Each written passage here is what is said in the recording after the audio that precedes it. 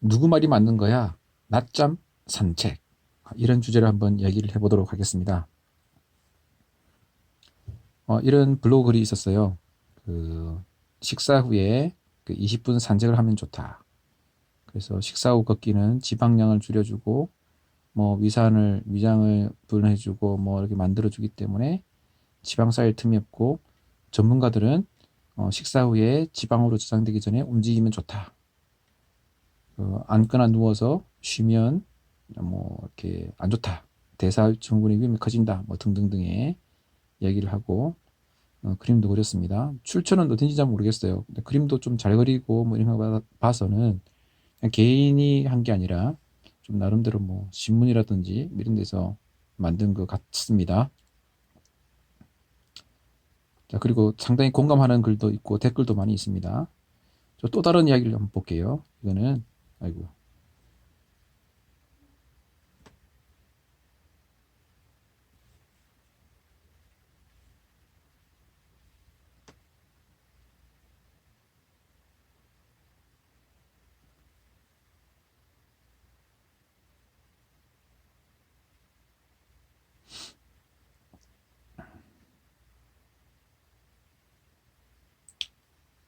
이것은 이제 매일경제신문에 나온 건데 2016년도 글이네요. 오래된 글인데 보면 점심시간 후에 뭐 졸음을 참기 힘들다 뭐 이렇게 해서 통계 결과도 나오고 낮잠 문화가 좋다 뭐 이런 얘기고 집중력을 향상시킨다. 미국 수면학회 그 다음에 독일 무슨 연구진 수면연구단체 슬립 포 석세스 펜실베니아 연구팀 이렇게 해가지고 여러 가지 글들을 해서 낮잠을 자야 된다고 말하고 있습니다.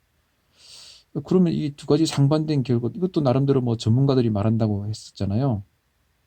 그리고 앞에 글도 나름대로 전문가들이 뭐 한 말이라고 주장했었는데, 여기도 전문가들이 있잖아요. 그러면 헷갈립니다. 많은 사람들이. 이 도대체 뭐가 맞냐. 사실, 뭐 당뇨병에 뭐가 좋다, 뭐가 안 좋다라는 연구 결과들은 엄청 많습니다. 대부분의 대부분의 많은 연구 결과들이요. 마음만 먹으면 이렇다라는 가정을 내놓고 그걸 검색해 찾아보면 그거에 관계된 연구 결과들이 너무 많아요. 그래서 사실 너무 많은 연구 결과들이 있어가지고 어느 것도 믿을 수 없는 그런 황당한 결과가 생기고 있습니다. 안타깝죠. 실제 많은 연구들은 실험적 연구가 아니고요. 관찰적 연구고요. 그 많은 연구들은 재현이 제일 안 됩니다. 믿을 수 없다는 거죠. 그것들이 현실입니다. 그 많은 정보들 중에서 진짜 옥석을 가려내는 것들이 연구자의 일이고요. 또 그러기 위해서 연구자들은 비판적인 시각으로 연구 결과를 봐야 됩니다. 또 안타깝게도 그러지 못한 경우가 많이 있고 신문 기자들도 역시 통계 공부를 해야 됩니다. 특히 통계 공부를 한다는 것은 그냥 SPSS 어떻게 하면 P값 계산되느냐 그걸 공부한다는 게 아니라 아주 근본적인 거. P값이라는 게 도대체 뭐냐. 연구 결과를 믿을 수 있으려면 어떤 연구 결과가 재현성이 있는 연구냐. 교란 변수에 의한 착시 현상은 어떻게 할 것이냐. 또는 셀렉션 바이아스는 어떻게 될 것이냐. 좀 더 근본적인 질문들에 대한 공부를 해야 됩니다. 저는 의사보다도 기자들이 훨씬 더 많은 영향을 미치고 있다고 생각해요. 당연히 의사들은 통계 공부도 하고 연구 데이터에 대한 공부를 해야 되죠. 논문을 써야 되고 뭐 이거 되니까. 근데 국민들에게 영향을 미치는 것은 기자들이라고 저는 생각해요. 그러니까 기자들이 더 많이 공부를 해야 됩니다. 뭐 제 의견에 동의하지 않을 수도 있겠지만 칼을 주어준 것 같은 거예요. 어린아이에게 칼 쥐어주면 힘들잖아요. 문제가 생길 수 있죠. 근데 펜은 칼보다 강하다고 이야기하죠. 저는 맞다고 생각합니다. 펜이 훨씬 강합니다. 영향이 큽니다.